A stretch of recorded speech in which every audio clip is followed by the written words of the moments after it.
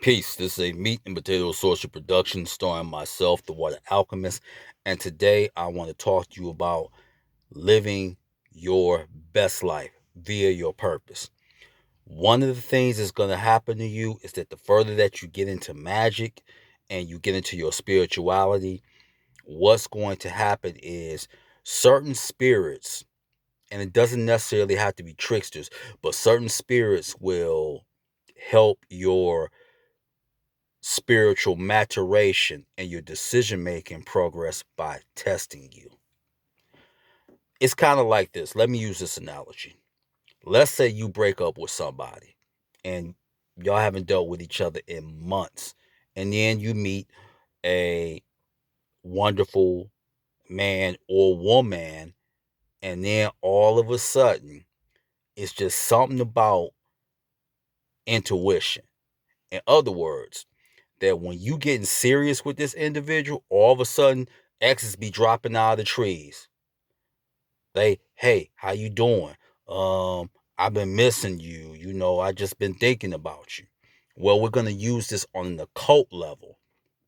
It's that when you're doing this, the spirits will test you. Not only will they remove certain individuals from your life, but sometimes because they understand human nature and the flaws, but what they'll do is they'll send somebody into your life to test you to see your resolve. They really want to see that. And as I've said all the time, once you know your purpose, do you know how attractive and sexy you will be? Now, when you know your purpose and you don't get sidetracked, and I'm not telling nobody to be a Shaolin monk and don't have sex and not enjoy yourself. That's not what I'm suggesting. But what I am is that you don't deviate from the goal. It's like if you on the 4th and 1 and you can get in for a touchdown, what the spirit world is really going to teach you is don't fumble the ball.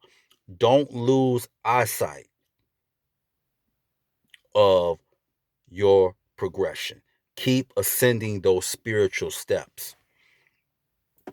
And even when you're dealing with certain individuals, a teacher with integrity not only will want to challenge you and make the best that you can be, but also they will make sure that you have humility.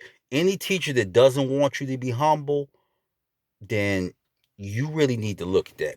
Prime example, I remember when I was reading all these books, and people think that for some reason you can just read all these books and don't put the grunt work in. I'll never forget this book that I read, The Sacred Drift, and you can look it up on Google. It dealt with the Sufi aspects of Al Islam. And the author was Peter Lamborn Wilson. Now, upon doing my research, and I was dealing with the Necronomicon at the time.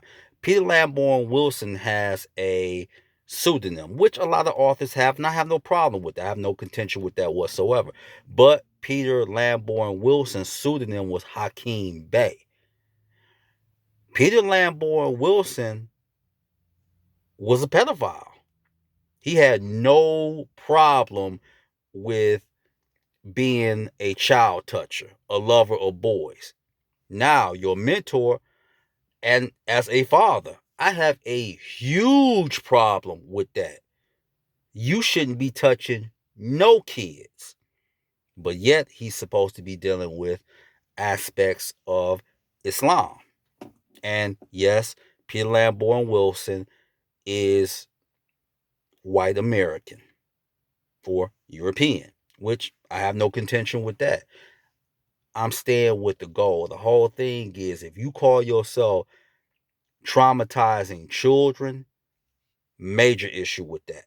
And angels and demons have problems with that. And I can give you one demon in particular that takes great exception to that, and that's King Paimon. So when you are trying to discover your purpose, certain things are going to be brought into your life to test who you are and what you're about.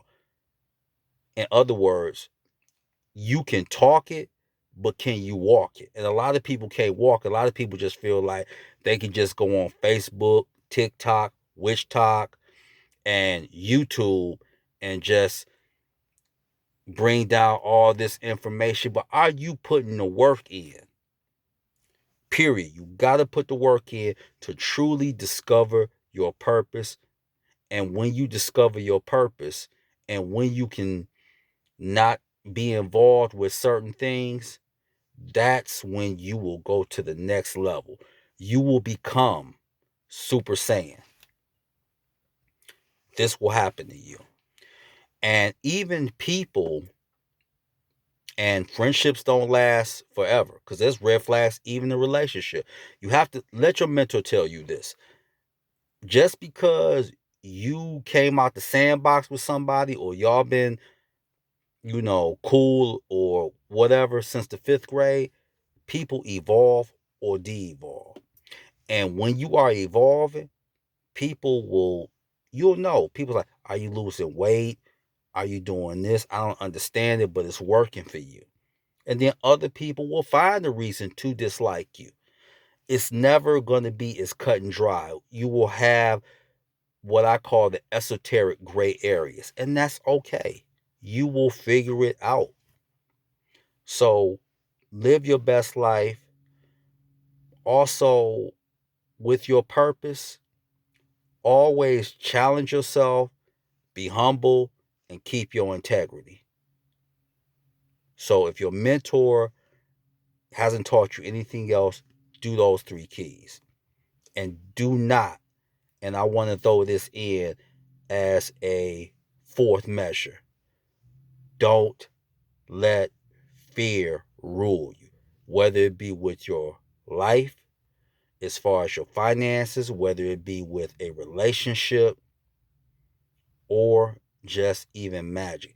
Take precautions, but don't ever, ever let fear rule you.